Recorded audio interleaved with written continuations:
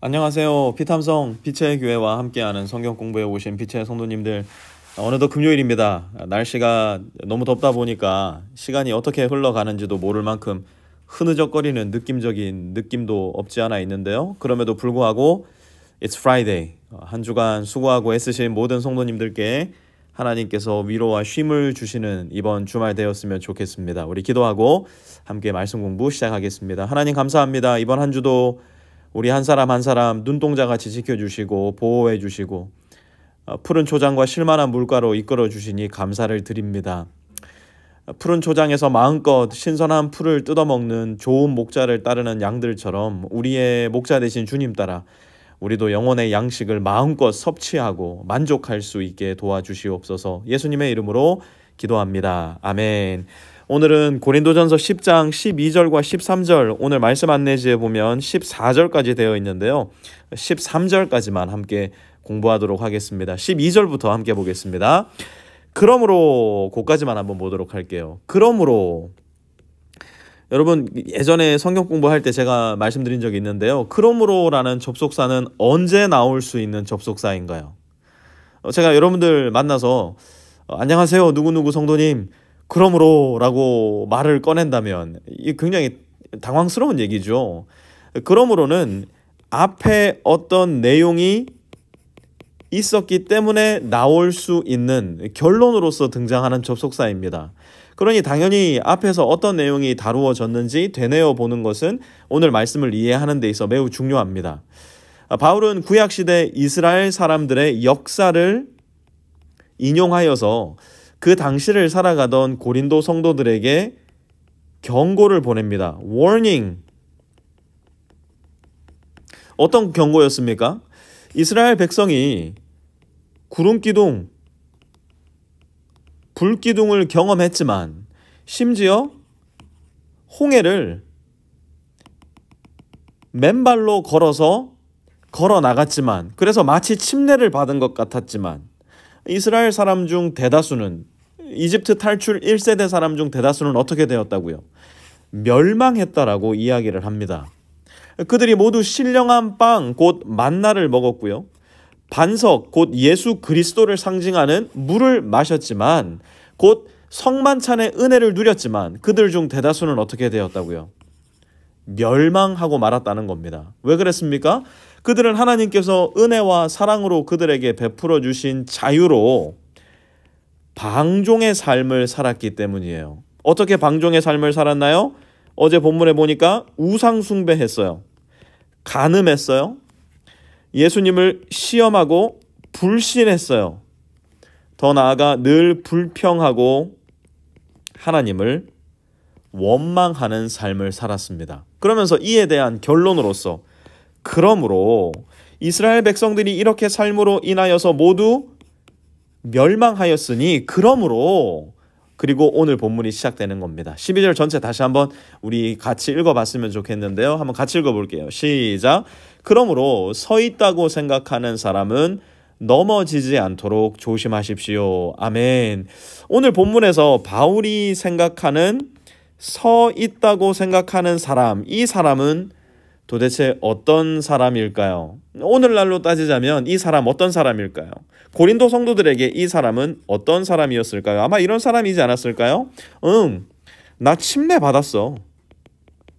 나 지난주에도 성만찬 받았어.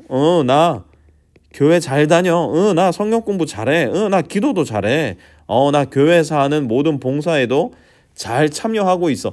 외적인 모든 활동들에 둘러싸여서 I'm okay 생각하면서도 정작 그 마음에 하나님을 사랑하고 하나님께 감사하며 하나님과 늘 동행하는 순종의 삶이 실종된 사람들.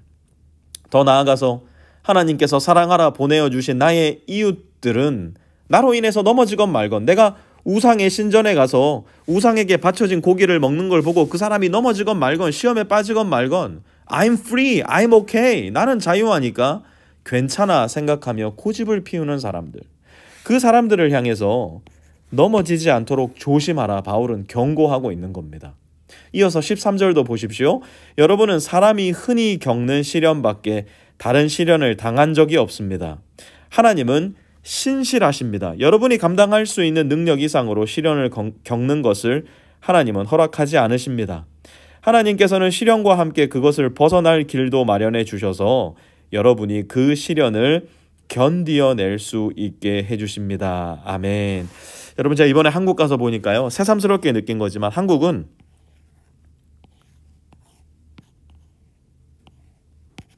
이 고속도로에 이 터널이 굉장히 많더라고요. 이 터널로 들어가는 거예요.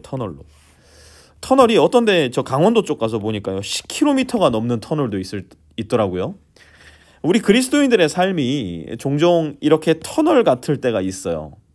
가도 어두운 거예요. 가도 끝이 안 보이는 거예요. 그런데 여러분, 터널 이 한가운데서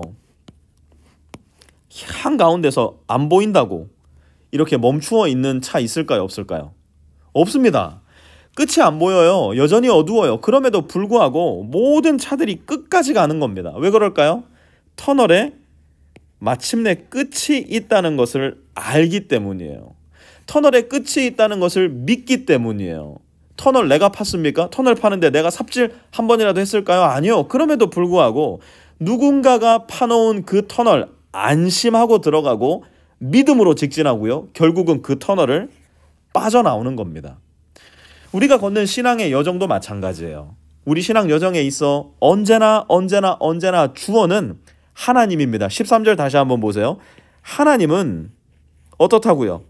신실하십니다. 다시 한번 같이 읽을게요. 하나님은 신실하십니다.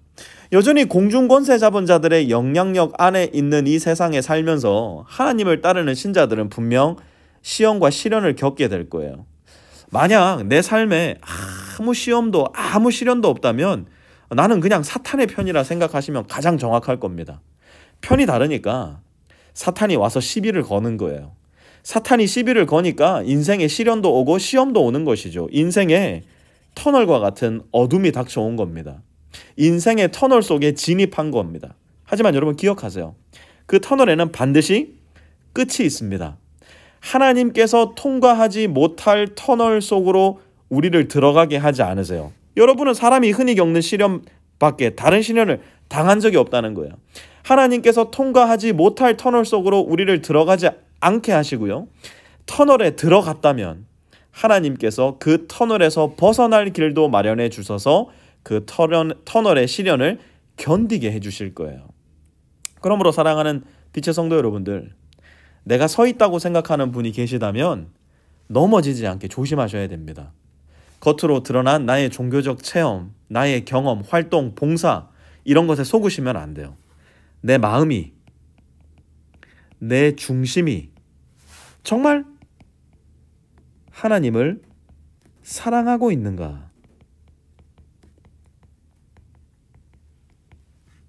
하나님이 내게 보내주신 나의 이웃들을 나의 마음과 중심이 정말 사랑하고 있는가? 하나님을 위해서, 이웃들을 위해서 나의 권리, 나의 자유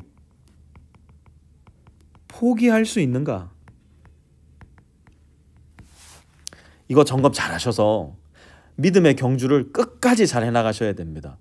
그 경주를 해나가는 중에 갑자기 앞뒤 좌우 깜깜한 터널 같은 시련과 시험에 빠져 계시다면 하나님의 신실하심을 믿고 하나님의 능력에 여러분 인생의 닻을 내리십시오. 하나님은 반드시 영혼의 어두운 밤에서 우리를 빛으로 인도해 주실 것이고 그 어두움을 벗어날 수 있는 길, 또 그 어두움을 견디어낼 수 있는 힘을 주실 겁니다. 그 힘 가지고 하나님을 굳게 붙잡고 우리 인생 살아갈 수 있는 저와 우리 모든 빛의 성도님들 되시기를 주님의 이름으로 부탁드립니다. 하나님 아버지 감사합니다.